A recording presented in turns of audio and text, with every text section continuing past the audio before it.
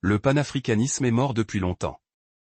À bas les opportunistes noirs africains qui profitent de la misère des leurs et qui collaborent avec les impérialistes occidentaux qui empêchent par tous les moyens le progrès de l'Afrique. S'il vous plaît, aimez, commentez, partagez, et abonnez-vous à cette chaîne. Merci.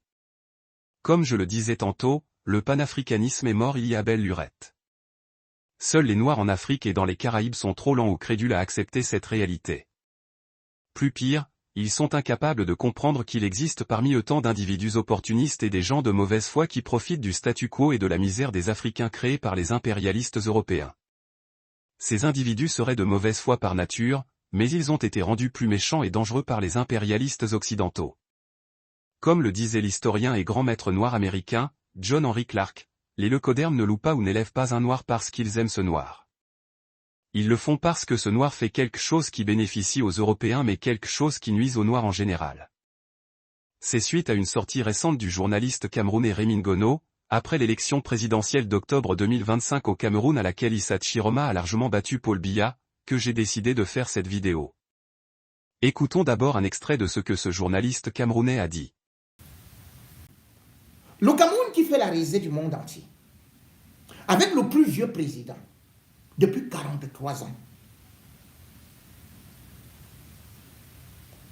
Ce Cameroun regorge aussi de ceux qui prétendent être des panafricanistes, qui plutôt, au lieu de leur pays, sont concentrés à aller donner des leçons de démocratie en Côte d'Ivoire. À Alassane Ouattara. Alassane Ouattara qui pourtant ne fait que copier Paul Biya. Donc au lieu de critiquer le maître, ils vont plutôt critiquer le professeur. Ces panafricanistes que vous voyez souvent à travers des réseaux sociaux, et aussi Afrique Média, à travers des lives et consorts, inquiètent le peuple camerounais, inquiètent même les autres pays. Vous allez les trouver à côté des militaires, de l'AS. Vous allez les voir en train de donner des cours de stratégie à d'autres pays. Mais dans leur propre pays, là où est Paul Biya, qu'est-ce qu'ils font? Ils préfèrent s'attaquer aux opposants. Issa Chiroma est devenu une épine à leurs pieds. Ils vont vous raconter, oh là là, Issa Chiroma, attendez, ce n'est pas quelqu'un là-bas, il faut oublier, c'est quelqu'un qui a été envoyé par Paul Biya. Et d'ailleurs, il a longtemps travaillé avec Paul Biya. On ne peut pas prendre un ministre de Paul Biya et dire que c'est ça le changement. Ah, ce sont les mêmes gens qui sont avec le général Tchani. Le général Tchani qui a protégé justement les dictateurs, comme ils disent, du Niger. Tchani travaillait en plein palais. Mais lui, on applaudit. Tchani n'est pas tombé du ciel. Il a travaillé avec ces gens-là. Mais lui, vous trouvez qu'il est bon. Mais Issa Chiroma, non, ce n'est pas bon. Ce sont ces mêmes gens qui ont travaillé avec Blaise Compaoré, les panafricanistes camerounais, qui ont combattu Sankara et surtout Gbagbo. Aujourd'hui, ils combattent Ouattara. Or, ils ont écrit des livres sur Ouattara. Ils se retrouvent en train de supporter Soro. Est-ce que Soro c'est un homme nouveau? Soro a travaillé avec Gbagbo. Soro a travaillé avec Ouattara. Ils deviennent les porte-parole de Guillaume Soro. Que c'est lui qu'il faut en Côte d'Ivoire. Mais ils combattent Soro est venu au Cameroun, hein, il a été reçu à l'Assemblée par Paul Biya. Il a dit que Paul Biya était le meilleur président et qu'il voudrait prendre des cours chez Paul Biya. Guillaume Soro, qui a travaillé, je dis bien, avec Gbagbo. Ils ont combattu Gbagbo. Après, quand ils ont vu que Gbagbo, et quand ils ont vu que Soro avait déjà de l'argent, le même Soro a organisé des guerres, a provoqué des tueries. Ils supportent Soro. Ils vendent Soro. Et tout leur direct, c'est que, wow, vraiment, ce n'est pas possible. Oh, vraiment, comment sont les Camerounais? Ils vont prendre Issa Chiroma. Entre Issa Chiroma et Soro, qui a tué? Qui a donc plus tué? Qui a donc plus trahi? Qui a donc travaillé beaucoup plus avec des régimes sanguinaires comme ils les appellent aujourd'hui? Et ce qui est beaucoup plus extraordinaire, c'est que ces gens vont vous dire donc, au lieu de venir au secours du peuple, ils vont vous dire que la meilleure des façons, c'est que vraiment il faut signer les accords avec la Russie. On ne dit pas non. Mais le problème, c'est qu'ils vous présentent la Russie comme étant la terre, le paradis, où, bien évidemment, l'Afrique devrait se diriger. Posez-vous maintenant la question. Comment peut-on dire que les autres sont avec la France et vous, vous avez les papiers français? En réalité, ces gens sont payés également par les dictatures pour démobiliser le peuple camerounais, pour qu'il n'y ait jamais un changement. Mais vous disent que ne supportez pas Issa Chiroma parce qu'il a travaillé avec Paul Biya, mais supportez Soro qui a travaillé avec Alassane Ouattara que nous combattons actuellement. Vous allez voir que il y a des dames qui prennent les noms de la Russie. Les dames de quoi là, ou de Saint-Pétersbourg, les dames de quoi, de Ekoki, les dames de Tchiki là. Vous voyez ça? Comment comprendre que on me dise que voilà des panafricanistes? Une panafricaniste. Mais qu'est-ce qui se passe? La panafricaniste arrive au Cameroun, se retrouve avec Moukoulou Mbondo. Moukoulou Mbondo, le directeur général de la CNPS, qui est le neveu de Paul Biya, qui lui offre les billets d'avion, qui offre ceci et cela, y compris d'aller voir des matchs. Et ces gens-là vont vous parler de la France. Seulement, il y a un problème. Comment vous pouvez être panafricaniste, vous restez en Suisse? Quel pays fait mal et quel pays protège bien comme la Suisse? Pourquoi elle ne s'attaque pas à la Suisse?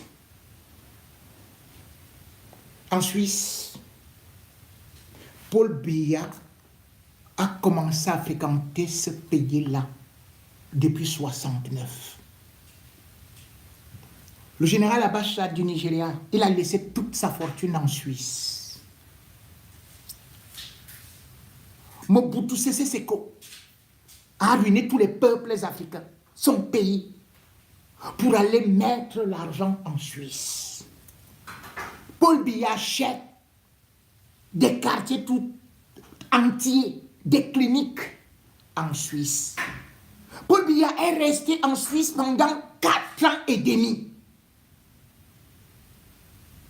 dépensant 94 milliards.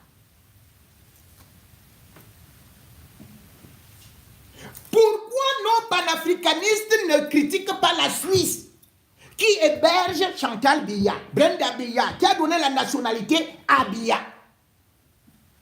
Comment se retrouve-t-il avec les neveux de Biya? Ils n'encouragent pas. Ils défendent leurs intérêts. Parce qu'ils sont des cons dans des paradis fiscaux. Ils sont payés pour ça. C'est des businessmen et businesswomen politiques. Ils ne se soucient pas des malheurs de leur propre pays. Ces intellectuels de façade, ces panafricanistes qui ont les triples nationalités et qui voyagent à gauche et à droite, qui vont vous raconter des choses qui n'existent pas, n'ont jamais été à côté des peuples. Jamais. Ils sont toujours à côté de la mangeoire. Pardonnez-moi si la vérité que je vais révéler vous blesse, car il est grand temps qu'elle soit dite. Je ne suis qu'un observateur neutre et objectif. De plus, je suis noir et je suis très préoccupé par les problèmes qui existent dans les communautés noires plus qu'ailleurs. Il est grand temps de dénoncer les imposteurs et les ratés parmi nous, car le panafricanisme est mort depuis longtemps. J'ai récemment constaté que tout n'avait pas été dit sur Marcus Garvey, ni sur sa personnalité ni sur son leadership. Beaucoup de Noirs en Afrique et dans les Caraïbes lui attribuent d'emblée le rôle de pionnier du panafricanisme. C'est totalement faux, mais je ne les traiterai pas d'ignorants, car les gens, généralement, cessent d'être ignorants jusqu'à ce qu'ils apprennent ou qu'on leur enseigne. Ce que les Noirs en Afrique et dans les Caraïbes, en particulier la soi-disant classe intellectuelle, prétendent savoir, c'est en réalité ce que les colonisateurs européens ou les impérialistes le coderme leur enseignent à l'école, à l'université ou lors des réunions. Ces Noirs répètent généralement les choses comme les leucodermes le souhaitent, car ils refusent de se forger leurs propres opinions. En Afrique et dans les Caraïbes, il n'existe pas d'intellectuels ni d'universitaires qui s'engagent réellement pour l'amélioration et l'émancipation de leur société. La valeur de ces prétendus intellectuels africains au sein des sociétés africaines et leurs influences sur les Africains sont quasi inexistantes. C'est un échec et un désastre en Afrique et dans les Caraïbes. On peut imputer à la colonisation qui a inculqué une mentalité coloniale et de soumission chez les populations noires d'Afrique et des Caraïbes. Marcus Garvey n'a pas fondé le panafricanisme et n'a jamais mis les pieds sur le continent africain, c'est un fait. Il n'a rejoint le mouvement panafricaniste qu'après son arrivée aux États-Unis. Cela s'explique par le fait qu'il ne connaissait rien du panafricanisme avant son arrivée là-bas. Même s'il l'avait connu, il n'aurait pas pu lancer un mouvement panafricaniste dans son pays natal, la Jamaïque, en raison de la mentalité coloniale qui imprègne tous les aspects de la vie quotidienne des Noirs en Afrique et dans les Caraïbes. Soyons réalistes. Le panafricanisme est né aux États-Unis, et ce sont les Afro-Américains, qui se désignent aujourd'hui comme les autochtones noirs américains ou FBA en acronyme, qui ont débuté le mouvement panafricaniste. C'est impossible que Marcus Garvey soit à l'origine du panafricanisme. Ce mouvement était déjà cultivé et pratiqué par les Afro-Américains à l'arrivée de Marcus Garvey aux États-Unis. Les Noirs d'Afrique et des Caraïbes doivent savoir que s'ils s'en remettent au leucoderme pour le savoir et la vérité, ils resteront toujours à la traîne du train du savoir et de la connaissance. En 1939, dans le Mississippi, Theodore Bilbo, un sénateur et suprémaciste raciste blanc convaincu, conçut l'idée d'éliminer les Afro-Américains des États-Unis et présenta un projet de loi intitulé « Loi sur le Grand Libéria ». Theodore Bilbo n'était pas un homme de son temps, comme les médias occidentaux ont tendance à défendre les suprémacistes blancs, mais il était en avance sur son temps en matière du racisme extrême contre les Noirs. Son plan visait à expulser tous les Afro-Américains des États-Unis ou à les envoyer au Libéria afin de faire des États-Unis un pays exclusivement blanc. Marcus Garvey, alors en exil au Royaume-Uni, apporta un soutien surprenant au projet de Theodore Bilbo et encouragea les Afro-Américains à s'installer au Libéria. Parallèlement, de nombreux militants, hommes politiques et intellectuels afro-américains, tels que William Du Bois, Phil Randolph et Frederick Douglass, s'opposèrent farouchement au plan de Theodore Bilbo. Ils considéraient les États-Unis comme la terre ancestrale des Afro-Américains et, par conséquent, ils ne laisseraient pas les suprémacistes blancs les en chasser. Marcus Garvey était certes compétent et sincère dans bien de domaines, mais sa vision, ses actions et son attitude présentaient aussi de nombreuses failles. En voici une. Le fait que Marcus Garvey ait adhéré au plan de ce suprémaciste raciste radical blanc démontre qu'il n'a jamais véritablement soutenu le panafricanisme, pourtant si important à l'époque pour les Afro-Américains ou autochtones noirs américains. Son comportement relève non seulement de la trahison, mais aussi d'une conspiration avec les ennemis.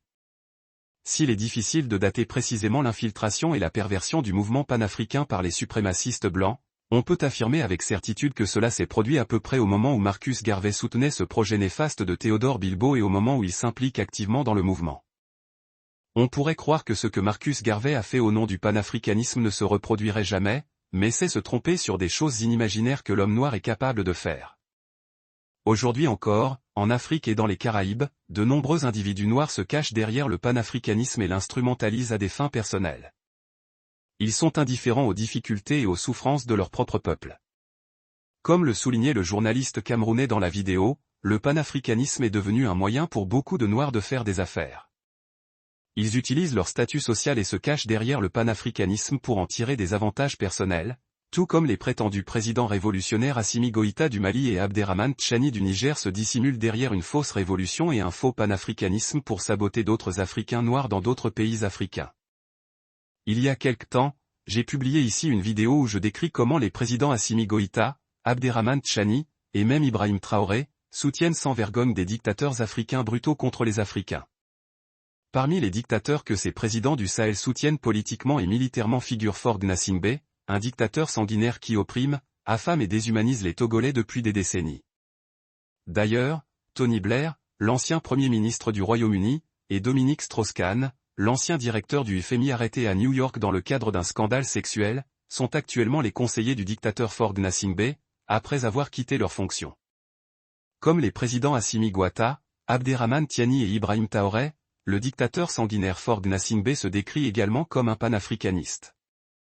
L'accession au pouvoir d'Assimi Goïta et d'Abderrahmane Tchani a également galvanisé de nombreux prétendus panafricanistes africains qui se rendent sans cesse au Mali et au Niger pour côtoyer ou se faire photographier avec ces présidents juste dans le but d'améliorer leur image publique. La complaisance de Marcus Garvey envers le plan de Theodore Bilbo est similaire aux agissements de certains panafricanistes, militants, intellectuels et politiciens noirs d'Afrique et des Caraïbes qui agissent ou ont agi contre les intérêts de leurs propres semblables. Ces mêmes panafricanistes, intellectuels et politiciens collaborent aussi avec des ennemis pour affaiblir leur propre peuple. En raison des pratiques douteuses de nombreux panafricanistes en Afrique et dans les Caraïbes, les Noirs de ces coins du monde ont encore un long chemin à parcourir pour pouvoir s'affirmer, être maîtres de leur destin, et jouir de la liberté politique et économique sur leur terre ou dans leur pays. Certains observateurs vont même très loin jusqu'à affirmer que les Noirs d'Afrique et des Caraïbes n'ont toujours pas d'avenir. De mon point de vue, il ne s'agit pas d'une affirmation partiale. Des analystes francs et audacieux pourraient affirmer que la situation désastreuse dans laquelle se trouvent les Noirs d'Afrique et des Caraïbes n'est pas une malédiction, mais le résultat de leurs erreurs répétées. Comme le disait le grand Malcolm X, l'avenir appartient à ceux qui s'y préparent. Le respect ne se gagne pas, il s'impose, dit-on. Il est impératif que les Noirs d'Afrique et des Caraïbes changent leur situation désastreuse et recouvrent leur dignité bafouée depuis des siècles par les Européens ou les suprémacistes le coderment. Les Noirs d'Afrique et des Caraïbes devraient considérer les points suivants. Ils doivent apprendre de leurs semblables qui sont fiers d'être noirs et qui soutiennent réellement la cause noire.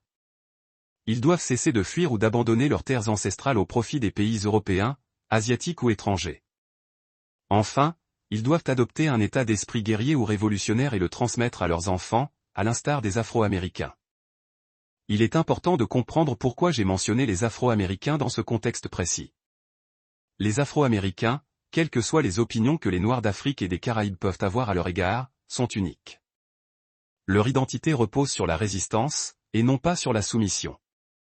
Les Afro-Américains ne sont pas stoïques comme les Noirs d'Afrique et des Caraïbes. Malgré leur proximité avec les suprémacistes racistes blancs, malgré leur infériorité numérique, malgré l'oppression systématique et la spoliation économique qu'ils subissent de la part des leucodermes racistes, les Afro-Américains font preuve d'une mentalité de guerrier qui les prépare à se battre avec acharnement et parfois même à sacrifier leur vie pour défendre leur dignité. De plus, les Afro-Américains valorisent la solidarité et l'entraide, raison pour laquelle ils ont initié le mouvement panafricaniste afin de se rapprocher des autres Noirs du monde entier. Contrairement aux Noirs d'Afrique et des Caraïbes, les Afro-Américains n'hésitent pas à dénoncer les traîtres au sein de leur communauté, voire à les excommunier. Contrairement aux Noirs d'Afrique et des Caraïbes, les Afro-Américains préfèrent apprendre de leurs semblables en qui ils ont confiance, et ils n'attendent pas l'approbation des leucodermes pour entreprendre ce qui est important pour leur communauté. À la différence des Noirs d'Afrique et des Caraïbes, les Afro-Américains, collectivement, ne sont pas enclins à abandonner leur terre ancestrale pour une vie meilleure ailleurs. J'ai personnellement constaté ces réalités chez les Afro-Américains, et personne ne pourra me faire oublier ce que j'ai vu, car j'ai vécu pendant plus d'une décennie au sein de la communauté afro-américaine aux États-Unis. Il est essentiel que les Noirs d'Afrique et des Caraïbes copient chez les Afro-Américains la mentalité de guerrier et d'entraide qui leur permet de résister aux oppressions et de progresser. La lutte des Afro-Américains contre la barbarie et la suprématie blanche serait terminée depuis longtemps s'ils vivaient dans un pays gouverné par eux-mêmes, comme c'est le cas pour les Noirs d'Afrique et des Caraïbes. Les Afro-Américains mentent-ils lorsqu'ils affirment que les Noirs d'Afrique et des Caraïbes qui immigrent aux États-Unis travaillent avec les leucodermes pour nuire à leurs intérêts? Faut-il reprocher aux Afro-Américains de vouloir tracer une ligne de démarcation entre eux et les Noirs d'Afrique et des Caraïbes? Le panafricanisme est mort il y a belle lurette lorsque certains Noirs d'Afrique et des Caraïbes l'ont rallié ou l'ont pratiqué avec une mauvaise foi et avec agenda personnel.